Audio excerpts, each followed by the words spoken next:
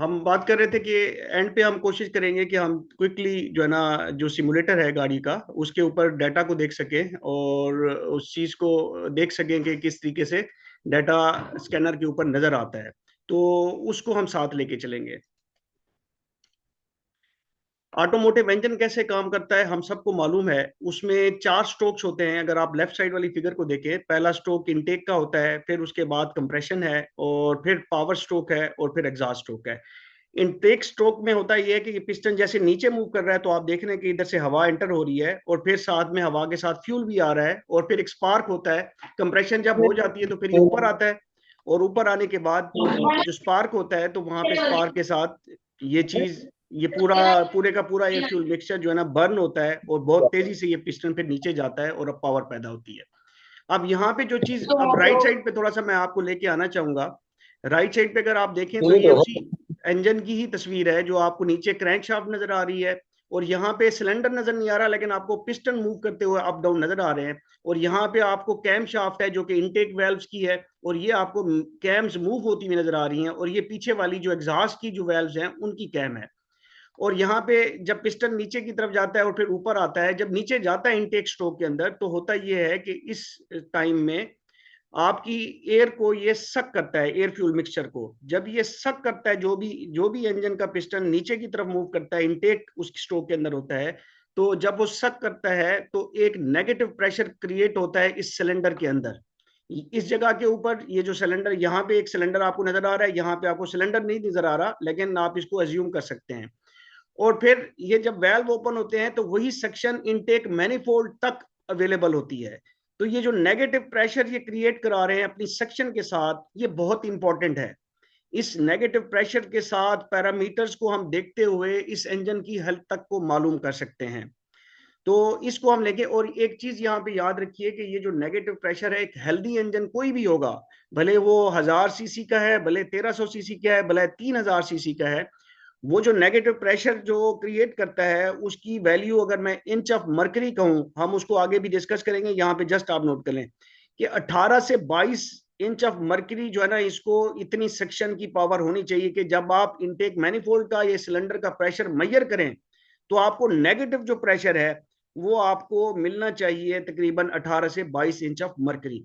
तो ये चीज आप याद रखिएगा, इसीलिए मैं इस चीज को बताना चाह रहा था। और जो पावर का स्ट्रोक है, वो बेसिकली जब आपने कंप्रेस कर दी एयर को, एयर और फ्यूल के मिक्सचर को, और जहां पे जब आग लगेगी तो वो धमाका जिसको हम जनरली कहते हैं या कंबस्शन कहते हैं, तो वो कंबस्शन बेसिकली प्रेशर डालेगी और इस पिस्टन को नीचे मूव करेगी। और हर पिस्टन फिर अपनी अपनी बारी पे नीचे जब मूव करेगा, तो वो इस क्रैंक शाफ्ट के अंदर वो रोटेशन, वो टॉर्क वो पैदा करेगा, वो स्पीड पैदा करेगा, वो कुव्वत पैदा करेगा, जिससे गाड़ी चलती है या इंजन चलता है। और फिर जब वो पावर दे चुका है, तो अब उसने जो वहां पे बर्न गैसेस इस सिलेंडर के अंदर रह गई हैं, उसने इसको बाहर खारिज करना है। तो खारिज करने के लिए जो एग्जॉस्ट के वेल्व है वो अपने टाइम पे खुलेंगे, और एग्जॉस्ट वहां से बाहर निकलेगी, और इस तरह से ये एक इंजन कंप्लीट काम करता रहेगा। अब हम देखेंगे वर्किंग फाउंडेशन जो है ना एक इंजन की क्या होते हैं। अब अगर इस सेंटर में, अगर आप ये, अगर इस कर्सर को जो मैंने उठाया हुआ है इसको अगर आप फॉलो करें, तो लेफ्ट साइड पे अगर आप देखें तो यहाँ पे आपको हवा नजर आ रही है, और इस साइड पे आपको फ्यूल लिखा हुआ नजर आ रहा है, और यहाँ पे इग्निशन नजर आ रही है। ये मैंने इंग्लिश के अंदर लिखा है, लेकिन मैं इसको उर्दू में भी स्लाइड मैंने की हुई है, मैं दोबारा बताता हूँ। तो ये तीन चीजें हैं, एयर, फ्यूल और इग्निशन, जो कि एक इंजन को सही तरीके से काम करने के लिए, कराने के लिए जो बुनियादें हैं तीन, ये हवा है, इग्निशन है, और फिर फ्यूल है। अब ये हवा, फ्यूल और इग्निशन अगर अपनी सही मिकदार के अंदर, सही टाइम के अंदर होंगे, तो फिर एक इंजन बहुत अच्छी फ्यूल एफिशिएंसी देगा। मैं इसी चीज को दोबारा उर्दू में लेके सामने आ गया हूं। तो अगर आप देखें कि फ्यूल के साथ मैंने लिखा हुआ है कि ठीक फ्यूल ग्रेड और क्वालिटी हो। अगर फ्यूल का ग्रेड ठीक नहीं होगा, क्वालिटी ठीक नहीं होगी, तो फिर आपका जो ये पूरा सिस्टम है वो ठीक तरीके से काम नहीं करेगा, उसमें प्रॉब्लम्स आएंगी। फ्यूल का प्रेशर ठीक हो और फ्यूल का फ्लो ठीक हो। प्रेशर थोड़ी सी डिफरेंट चीज है और फ्लो डिफरेंट चीज है। एक ही प्रेशर पे डिफरेंट फ्लो हो सकता है। तो जब फ्लो, फॉर एग्जांपल एक ही प्रेशर के ऊपर एक ही फ्लो है, आप उसमें बर्तन 1 सेकंड में अगर भरता है, तो वही बर्तन अगर उस प्रेशर के साथ फ्लो को बढ़ा दिया जाए तो वो 1 सेकंड से कम टाइम में बढ़ेगा। तो ये फर्क होता है। फ्लो, जो प्रेशर है वो पंप प्रोड्यूस करता है, और फ्लो भी पंप देता है। लेकिन इसके साथ साथ जब आप इंजेक्टर आता है तो इंजेक्टर में भी अगर जिस तरह से कहते हैं ना कि जी एक गाड़ी का इंजेक्टर दूसरी गाड़ी पे नहीं लगाया जा सकता जबकि उसका पार्ट नंबर ठीक सेम ना हो। क्यों? क्योंकि वो उसका जो फ्लो डिजाइन किया जाता है उसका वो भी फ्लो को कम या ज्यादा कर सकता है जो इंजेक्टर है। तो फ्यूल के पंप का फ्लो और इंजेक्टर का फ्लो जो है ना वो बराबर वो ठीक होने चाहिए, उस गाड़ी के मुताबिक होने चाहिए। फिर जो इंजेक्टर और इसकी जो पल्स बिट है, इंजेक्टर में किसी किस्म का कोई प्रॉब्लम आएगा तो फ्यूल की क्वांटिटी में फर्क आएगा इस जगह के ऊपर। और उसकी पल्स विड्थ जिसको हम पल्सेस कहते हैं, तो उसको पल्स विड्थ बेसिकली कहते हैं कि कंप्यूटर ने कितनी देर के लिए इंजेक्टर को खोला है, 1 सेकंड के अंदर कितनी देर के लिए खोला है, उसने कितनी दफा खोला है और कितनी देर के लिए खोला है। तो अगर वो ठीक है, अगर कंप्यूटर को इनपुट ठीक आई है, उसने इंजेक्टर की पल्स ठीक डिफाइन की है, तो फिर फ्यूल सही जाएगा, जितना रिक्वायर्ड है उतना ही जाएगा। फिर हम आ जाते हैं हवा की तरफ। जैसे मैंने अभी पहले देखा था कि ठीक हवा का सिस्टम हो, इनटेक और एग्जॉस्ट। इनटेक और एग्जॉस्ट अगर ठीक नहीं होंगे, इनटेक के वेब टाइम पे ठीक नहीं खुलेंगे, अगर प्रॉपर नहीं खुलेंगे, अगर वो उनकी क्लियरेंस सेट नहीं हुई भी और सही तरीके से खुल नहीं रहा है, बंद नहीं हो रहा है, कोई रिस्ट्रिक्शन हवा में आ रही है या एग्जॉस्ट में कोई रिस्ट्रिक्शन आ रही है या हवा इस तरह से ज्यादा आ गई है जितनी आनी चाहिए उससे ज्यादा आ गई है, तो इन सारी सूरतों के अंदर क्या होगा कि हवा के तनासुब में फर्क आएगा। फिर इंजन की मैकेनिकल हालत ठीक होगी तो फिर ही इंजन जो है ना सही तरीके से काम कर पाएगा और वो हवा को सही तरीके से कंप्रेस कर पाएगा, वो इस एयर फ्यूल मिक्सचर को सही तरीके से इस्तेमाल कर पाएगा और फिर वो सही तरीके से टॉर्क दे पाएगा। फिर जो सबसे इंपॉर्टेंट है ईएफआई इंजन की, जो सबसे इंपॉर्टेंट चीज है वो ये है कि ठीक हवा की पैमाइश हो। हवा की जो पैमाइश का सिस्टम गाड़ी के अंदर लगा होता है वो अगर ठीक नहीं है तो फिर कंप्यूटर को पता हवा कुछ आ रही है और कंप्यूटर को पता चलेगा कि हवा कुछ आई है, तो उससे क्या होगा, तो प्रॉब्लम आएगी और आपका एयर फ्यूल जो रेशियो है वो ठीक तरीके से नहीं बन सकेगी। फिर हम आगे चलते हैं इग्निशन की तरफ कि इग्निशन के ऊपर ठीक टाइमिंग हो, टाइमिंग उसकी ठीक होनी चाहिए, या उसको दूसरा पार्ट ये है कि उसका जो एडवांस का जो एंगल है या डिग्री है वो ठीक होनी चाहिए और स्पार्क की क्वालिटी ठीक होनी चाहिए। अगर ये सारी चीजें ठीक हैं तो फिर हम एज्यूम कर सकते हैं, हम एक्सपेक्ट कर सकते हैं कि हमें एक अच्छी फ्यूल एवरेज मिलेगी। लेकिन फिर भी कहीं ना कोई मसला छोटा मोटा रह जाता है, तो उसको कवर करने के लिए जो रेड बाहर वाला जो सर्कल है इसमें लिखा हुआ है एग्जॉस्ट फीडबैक। तो ईएफआई गाड़ियों के अंदर ऑक्सीजन सेंसर लगा दिया गया है कि वो फीडबैक दे कि जो एयर फ्यूल मिक्सचर अंदर बर्न हो रहा है सिलेंडर के अंदर उसकी क्वालिटी कैसी है। ये उसकी क्वालिटी देखता है, कंप्यूटर को बताता है कि भी इसकी क्वालिटी में फ्यूल ज्यादा आ रहा है। जब कंप्यूटर इसकी फीडबैक लेता है कि जी फ्यूल ज्यादा आ रहा है, वो फ्यूल उसको यहाँ पे इंजेक्टर पल्स के ऊपर उस फ्यूल की क्वांटिटी को कम करता है। फिर इसी तरह से जो नॉक की हम बात कर रहे हैं कि नॉक से बचाने के लिए, क्योंकि ईएफआई इंजन में क्योंकि कंप्यूटर काम कर रहा होता है, तो हम गाड़ी को ऑपरेट कराते हैं ऐसी कंडीशन में कि वो नॉक जहां पे शुरू होता है उसके करीब करीब चल के वो गाड़ी चल रही होती है इंजन। तो इस वजह से वहां पे इन्होंने नॉक सेंसर लगा दिया है। वो उससे फायदा ये होता है कि फ्यूल एफिशिएंसी बहुत अच्छी मिलती है, टार्क अच्छा मिलता है और आप एट द सेम टाइम आप चाहते हैं कि ये ना हो कि किसी जगह पे, क्योंकि बिल्कुल आप लाइन के साथ साथ चल रहे होते हैं, तो ऐसा ना हो कि नॉक हो जाए गाड़ी के अंदर। नॉक किया है कि सिलेंडर के अंदर जो बर्निंग होनी है वो इवन ना हो, वो अनइवन हो, टाइम से पहले हो जाए कि एयर फ्यूल मिक्सचर आपका गर्म आ रहा है मिसाल के तौर पे और वहां पे टाइमिंग ऐसी डल गई है कि वो एयर फ्यूल मिक्सचर सिलेंडर के अंदर रहता है, वो तपश ज्यादा हो जाती है, वो तपिश की वजह से वहां पे बर्निंग स्टार्ट हो जाती है, अभी आपका स्पार्क नहीं हुआ, तो वो जो बर्निंग होगी उसमें नॉकिंग होगी और वो नॉकिंग सिलेंडर को डैमेज कर सकती है, इसलिए उससे बचाव के लिए नॉक सेंसर लगाया जाता है। सॉरी जी, मैं इसको ये मैं मिस कर गया था। यहां तक किसी का कोई सवाल हो तो प्लीज बताइए, मैं फिर इससे आगे चलता हूँ। हाँ सर, कोई क्वेश्चन नहीं है अभी थैंक तक यू जी। तो। थैंक यू जी अस्सलाम वालेकुम। मेरा एक सवाल है। जी जी प्लीज। जी ये सवाल, ये जो रेशो है 14.7:1, ये सब गाड़ियों में सेम होती है कि फर्क होता है इनमें? जी, जो आपके बगैर टर्बो वाले इंजन है उसमें मैं अभी उसकी बात कर रहा हूँ, जो हमारा गैसोलीन इंजन है बिल्कुल सेम होगी। और डीजल पे चूंकि मैंने काम नहीं किया तो उस पे मैंने भी स्टडी नहीं किया, तो उस पे मैं नहीं कह सकूंगा, लेकिन इंजन का साइज कोई भी है, तो ये रेशो है, तो रेशो सेम रहेगी बिल्कुल। अब उसमें वो हवा कितनी अपने अंदर कैपेसिटी उसकी है वो ज्यादा होगी, लेकिन रेशो उसकी, मिसाल के तौर पे हो सकता है वहां पे 1 सेकंड के अंदर वो 28.7 भी 14 जा रहे हो, तो उसके हिसाब से फिर 2 होगा, उस तरफ फ्यूल की क्वांटिटी भी उसी हिसाब से जाएगी। अच्छा, यहाँ पे एक चीज मैं मिस कर गया, आई होप मैंने आंसर दे दिया है। कोई और क्वेश्चन जी? सर मेरा क्वेश्चन है। थोड़ा सा ऊंचा बोलिएगा। सर मेरा क्वेश्चन है एक। जी जी। अच्छा, ये जो हमारे एयर फ्यूल मिक्सचर है 14.7:1, ये हमारे कौन कौन से सेंसर जो है वो उसको चेक कर रहे होते हैं कि हाँ इतने प्रेशर ही जा रहा है या इतनी जी, मैं क्वांटिटी में नहीं इस जा पे रहा। हम आगे चल के इंशाल्लाह बात कर रहे हैं उसको डिटेल में इंशाल्लाह। ठीक है अच्छा जी। ठीक हो गया सर, ओके सर। अच्छा, और ये एक चीज ये है कि इंजन के ऊपर किसी किस्म का एक्स्ट्रा लोड नहीं होना चाहिए। अगर एक्स्ट्रा लोड होगा तो ऑब्वियसली इंजन को एफर्ट ज्यादा करनी पड़ेगी, एफर्ट ज्यादा करनी पड़ेगी तो कंप्यूटर फ्यूल ज्यादा। कंप्यूटर जो है वो इन्हीं सेंसर से कैलकुलेट कर रहा होता है, वर्कआउट कर रहा होता है कि इंजन के ऊपर किस किस्म का लोड पड़ रहा है।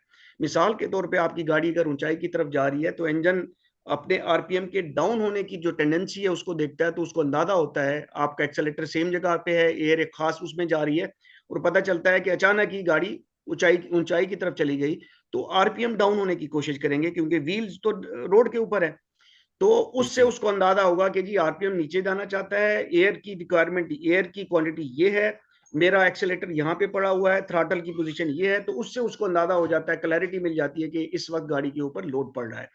ये लोड हो गया फिजिकल लोड। इसी तरह से जो जी जी। डिमांड है वो भी एक लोड है कि आप एक्सेलेरेटर को जब आप पुश करते हैं तो आप डिमांड आप दे रहे होते हैं कंप्यूटर को कि जी मुझे और ताकत चाहिए, टार्क चाहिए, मैं मजीद एक्सेलरेट करना चाहता हूं, मैं गाड़ी को ऊपर जाने के लिए या चढ़ाई चढ़ने के लिए आप जब पाउं दबाएंगे तो उससे भी बेसिकली इंजन का जो लोड है वो ये है कि हवा कितनी इंजन से डिमांड की जा रही है, इंजन में कितनी जा रही है, उसको हम लोड कहते हैं। हम इसको थोड़ा सा आगे चल के भी देखते हैं। ठीक हो गया air sir. Fuel, air fuel mixer में एयर और फ्यूल की वो मिकदार जो इंजन के अंदर एयर फ्यूल मिक्सर को अच्छे तरीके से जलाए और नतीजतन जो एग्जॉस्ट पैदा हो उसमें नुकसानदेह गैसेस कम से कम हो, स्टाइक्योमेट्रिक रेशो कहलाती है।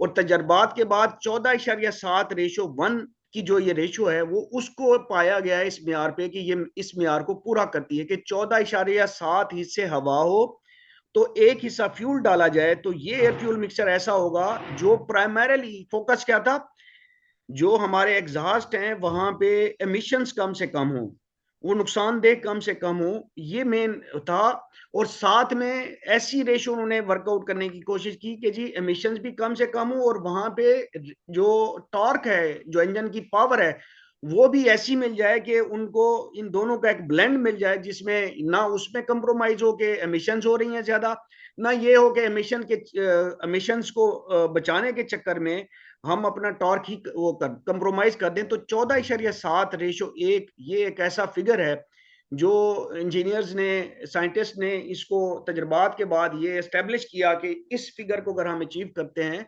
तो हम एमिशंस भी कम से कम निकालेंगे और हमें जो टॉर्क है वो भी काफी बेहतर मिलेगा।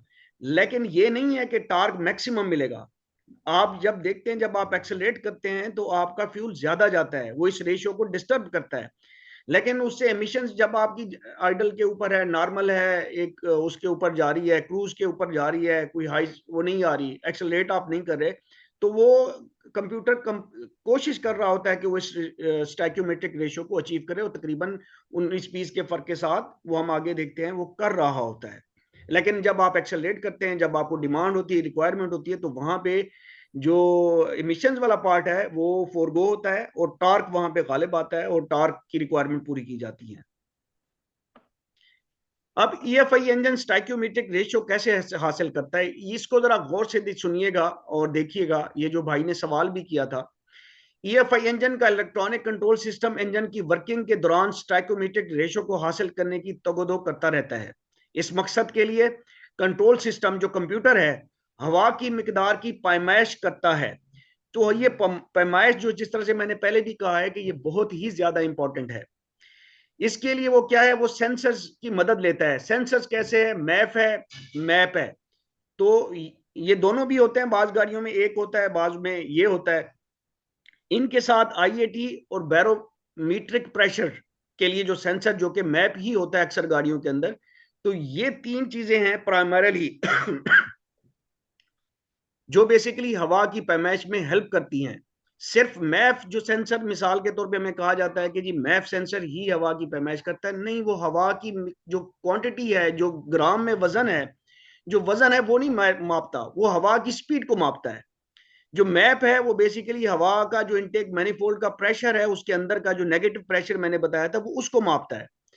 तो ये दोनों चीजें नाकाफी होती हैं कि हवा अगर गर्म होगी तो हवा का वजन कम हो जाएगा, हवा अगर ठंडी होगी तो हवा का वजन ज्यादा हो जाता है। इसी तरह अगर गाड़ी सतह समंदर वाले इलाके जिस तरह से हमारे यहाँ कराची है उसके आसपास चल रही है तो वहां पे क्या होगा, तो वहां पे जो सतह समंदर के पास हवा वजन हवा का काफी ज्यादा होता है। इसी तरह से अगर आप नॉर्दर्न एरिया की तरफ जाते जाएं, हाइट के ऊपर जाते हैं तो अल्टीट्यूड, जिसको हम हाइट को कहते हैं अल्टीट्यूड, कि सतह समंदर से ऊपर आप कितना बुलंदी पे जा रहे हैं, तो गाड़ी अगर आप नॉर्दर्न एरिया में ले जाते हैं तो नॉर्दर्न एरिया में हवा का वजन इसी वजह से कि वो अल्टीट्यूड पे ऑपरेट कर रही है कम होता है। तो ये जो IAT है, इनलेट एयर टेम्परेचर, और बैरो, बैरो बेसिकली बैरोमीट्रिक कहते हैं, जो एटमॉस्फेयर का प्रेशर होता है, जो अल्टीट्यूड पे जो प्रेशर होता है उसको कहते हैं। तो इस वजह से ये दोनों चीजें भी जरूरी हैं।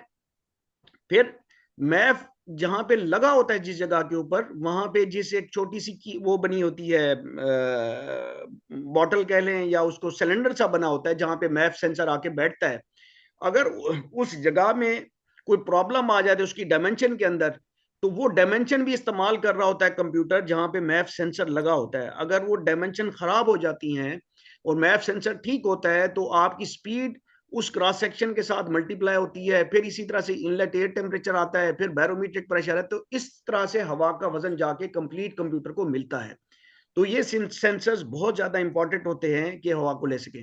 इसी तरह जो मैप वाली गाड़ियां हैं वहां पे जो इनटेक मैनिफोल्ड पूरी है और थ्रॉटल बॉडी से लेके फ्लैपर से लेके इनटेक मैनिफोल्ड तक का जो वॉल्यूम है उसका उसको चाहिए होता है कंप्यूटर को, जो कि ऑलरेडी मैन्युफैक्चरर ने उसको दिया होता है। अब जो हमारे यहाँ जनरली हमने देखते हैं कि यार इनटेक मैनिफोल्ड खराब है, उसमें वो आया हुआ है, ऑयल आया हुआ है, या उसके अंदर जो कार्बन आई हुई है तो इसको साफ कर दो। तो वो जो कार्बन या वो ऑयल आ जाता है उससे उसका वॉल्यूम के साइज के अंदर फर्क आ जाता है। जब फर्क आ जाता है तो उस वजह से क्या होता है, कंप्यूटर को हवा की मिकदार गलत मिलती है और आपकी एवरेज भी खराब होती है और परफॉर्मेंस तो खराब होती है, फील भी खराब होती है, बट आपकी फ्यूल एवरेज भी खराब होती है। फिर हम आगे चलते हैं जी, इंजन की स्पीड और टेम्परेचर, क्रैंक और कैम सेंसर और ECT, इनको कंप्यूटर देखता है। ठीक है जी। स्टाइकोमेट्रिक रेशियो को हासिल करने के लिए वो हवा की पैमाइश ठीक पैमाइश करने की कोशिश करता है। इंजन की स्पीड को देखता है कि जी इस वक्त किस स्पीड के ऊपर इंजन है। फिर देखता है कि इंजन टेम्परेचर किसके ऊपर है।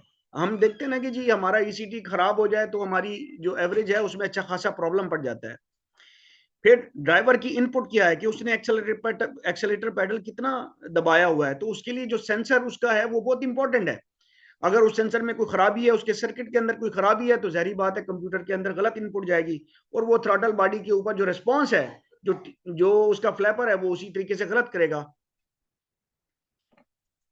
तो और फिर TP सेंसर, जो थ्रॉटल बॉडी का रिस्पॉन्स बेसिकली जो फ्लैपर जो उससे खुलेगा, उस खुलने को TP सेंसर देख रहा होता है, तो TP सेंसर बताता है कि जी इतना ये फ्लैपर खुला हुआ है। तो इस वजह से इन चीजों, ये सारी चीजें क्या कर रही हैं, इंजन की स्पीड, ड्राइवर की इनपुट से इंजन पे पावर की जरूरत का भी अंदाजा हो रहा होता है। इन सारी चीजों से क्या हो रहा है, स्टाइकोमेट्रिक रेशियो को हासिल करने की तगदो करता है।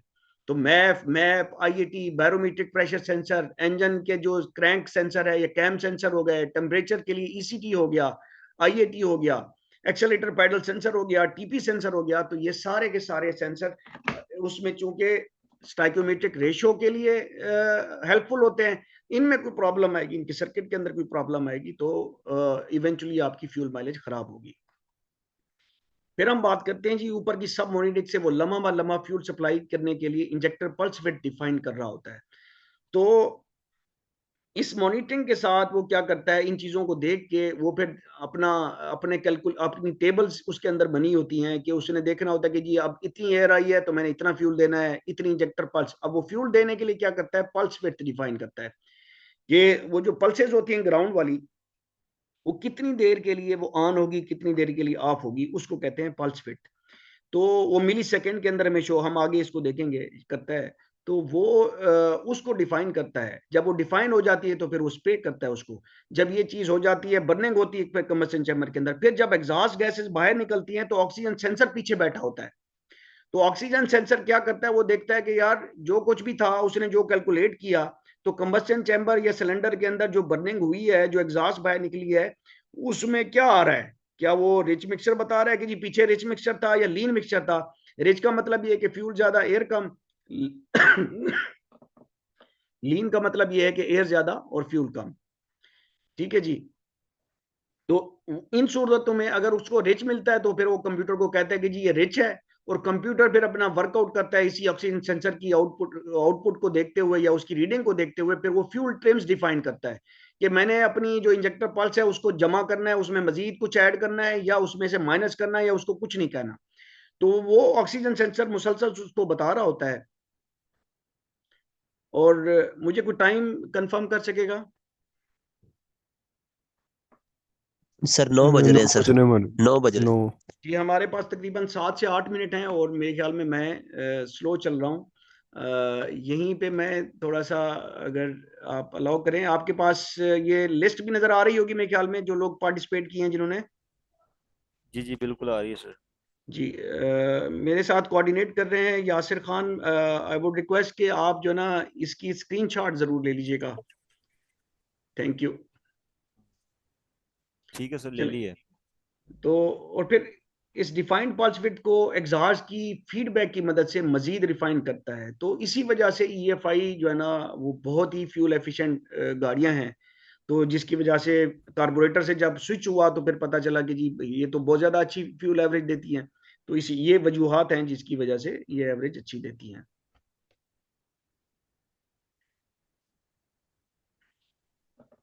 अच्छा जी, ये हम कर चुके हैं। और यहाँ पे मैं थोड़ी मेरी तबीयत भी प्लस माइनस रही है जी, अभी भी शायद आपको आवाज़ से अंदाज़ा हो रहा हो।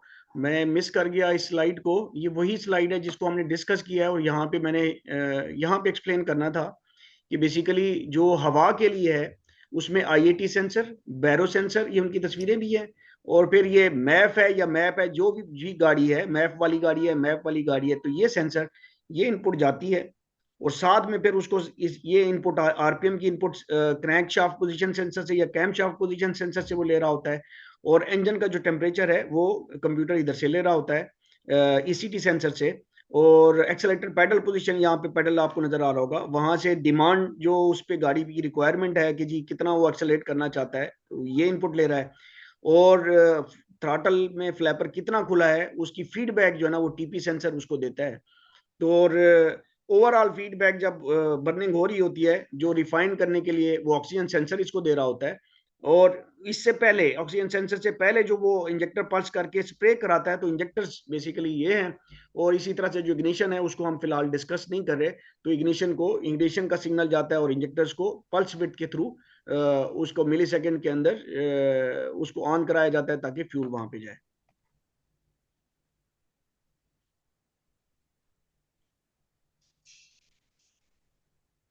अच्छा जी, अब हम आगे चलते हैं पैरामीटर्स की तरफ, फ्यूल कंजम्पशन के डायग्नोसिस के लिए अहम पैरामीटर। इसमें सबसे पहले मैं एक बात बता दूं कि ये कहाँ से आते हैं पैरामीटर्स, कैसे हमें पता चलता है अक्सर लोगों को। एक तो ये है कि सादा तरीका ये है कि आप एक अच्छी गाड़ी, नॉन गाड़ी जिसकी फ्यूल एवरेज अच्छी हो, तो उसको आइडल पे वार्म अप करें, और वार्म अप करने के बाद उसके पैरामीटर्स नोट कर लें। दूसरा ये है कि आप, और वो सबसे बेस्ट तरीका है, दूसरा ये है कि आप जो मैन्युफैक्चरर है उसकी जो रिपेयर मैनुअल्स होते हैं उनके अंदर ये एक्टिव डाटा लिस्ट के नाम से, टोयोटा के अक्सर आपको मिल जाएंगे, होंडा के काफी मुश्किल से मिलते हैं। तो जी जी, होंडा के अंदर भी है सर। जी जी, बिल्कुल है होंडा के अंदर। लेकिन ये है कि नेट के ऊपर जब आप सर्च करते हैं तो काफी मुश्किल से आपको मिलते हैं। लेकिन जो रिपेयर मैनुअल्स हैं उनमें तलाश करने पे फिर जो कूदते हैं तो उन्हीं को फिर मिल जाती हैं चीजें। तो जी मेरा जी। ख्याल है टाइम अभी हुआ चाहता है, मुझे ये मीटिंग दोबारा वो करनी पड़ेगी। अभी है टाइम, अभी है, अभी तो 9:01 में। तो एक्टिव डाटा लिस्ट ये चीज है जहां पे आप देखेंगे। लेकिन इसमें प्रॉब्लम ये होता है कि बहुत सारे पैरामीटर्स ऐसे होते हैं जो इन्होंने रेंज दी होती है। मिसाल के तौर पे कैलकुलेटेड लोड की ये जो 20 to 40% की आइडल के ऊपर रेंज है, ये मेरे हिसाब से काफी ज्यादा है। जब मैं वार्म अप करके गाड़ी को देखूं और 20 to 40% की इतनी बड़ी रेंज है कि जिसमें फ्यूल एवरेज का मेरे हिसाब से जो मेरा एक्सपीरियंस रहा है कबाड़ा हो जाता है। तो इसीलिए मैं कह रहा हूं कि एक अच्छी नॉन गाड़ी को अगर आप लेके उनके पैरामीटर्स ये नोट करके अपने पास रख लें तो आपको काफी आसानी होगी। ये बस ये आपको एक तो ये चीज बतानी थी कि यहाँ पे एक्टिव डाटा लिस्ट का एक कॉन्सेप्ट बताना था कि ये चीज भी अवेलेबल होती है। डाटा एनालिसिस से पहले कि जब आप डाटा आपने कनेक्ट कर लिया है स्कैनर को, आप उसका डाटा एनालाइज करना चाहते हैं, देखना चाहते हैं, तो उससे पहले जरूरी है कि गाड़ी को तैयार करें, गाड़ी को वार्म अप करें, गाड़ी स्टार्ट करके इंजन कूलेंट टेम्परेचर को स्कैनर में देखें और तकरीबन 60 डिग्री सेंटीग्रेड से ऊपर चला जाए तो इंजन अच्छा वार्म अप हो जाता है। तो 60-70 के ऊपर जाके फिर आप पैरामीटर्स को नोट करना शुरू करें, उनको देखें, एनालाइज करें। और गाड़ी के पैरामीटर्स को स्टेबल आइडल आरपीएम के ऊपर हम देखते हैं पहले, और फिर उसके बाद हम 2500 आरपीएम पे देखते हैं कि जी ये पैरामीटर क्या है खड़ी गाड़ी के ऊपर। गाड़ी को रन के दौरान ये डाटा एनालिसिस, और पर्टिकुलरली बिगिनर्स का जो है ना डाटा एनालिसिस चलती गाड़ी पे पॉसिबल नहीं है। जब आप एक्सपर्ट होते जाते हैं तो ऐसा ऐसा आपको आइडिया होता है कि यार मैं गाड़ी चला के फलां पैरामीटर को देख लूं। जब आपको पैरामीटर की अंडरस्टैंडिंग हो जाए अच्छे तरीके से तो फिर आपको काफी आसानी रहती है, फिर आप चलती गाड़ी में भी कुछ पैरामीटर्स देखते हैं। लेकिन एक गाड़ी की जब फ्यूल एवरेज की बात होती है तो इट्स बेस्ट जो तरीकाकार है वो ये है कि आइडल के ऊपर खड़ी गाड़ी, आइडल आरपीएम के ऊपर पैरामीटर्स को देखें, एनालाइज करें, उनको रिव्यू करें, और फिर 2500 आरपीएम पे जाके देखें, जो हम आगे थोड़ा सा बताते हैं। ये पैरामीटर्स हैं जो मैंने सिलेक्ट किए थे। इसमें लिस्ट एलएमबी यहाँ पे 9 हैं और यहाँ पे 19 हैं। इन्हीं को हम वन बाय वन डिस्कस करने जा रहे हैं और इनको हम देखते हैं। आरपीएम सबसे पहला पैरामीटर है, और हर गाड़ी का आइडल आरपीएम हमें पता है कि मैन्युफैक्चरर ने डिफाइन किया होता है, सेट किया होता है, और उसको उसी पे होना चाहिए। और पर्टिकुलरली जो हमारी इलेक्ट्रॉनिक थ्रॉटल वाली गाड़ियां हैं उन पे इस आरपीएम के लिए आइडल लर्निंग भी एक होती है, उसको भी हम देख लेते हैं। और जो मैकेनिकल हैं उनकी सेटिंग भी करनी होती है, लेकिन इनको उन्हीं सेटिंग पे रखना चाहिए आरपीएम को, भले मैकेनिकल है। इलेक्ट्रॉनिक में तो आप सिर्फ और सिर्फ लर्निंग करा सकते हैं उसकी, लेकिन आप उसके आरपीएम एडजस्ट नहीं कर सकते हैं। ताला है नहीं, वो ताला उधर ने जी प्लीज। सर ये किसी ने माइक ऑन कर दिया, ये काइंडली बंद करवाइएगा।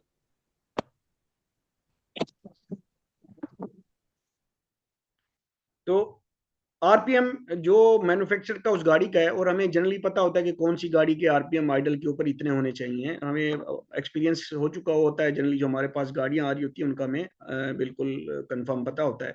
ये जिस तरह से मैंने एक डाटा की एक स्नैपशॉट भी यहाँ पे दिखाई हुई है कि इंजन स्पीड 753.2, तो इसको स्टेबल होना चाहिए और मैन्युफैक्चरर के रिकमेंडेशन के मुताबिक होना चाहिए।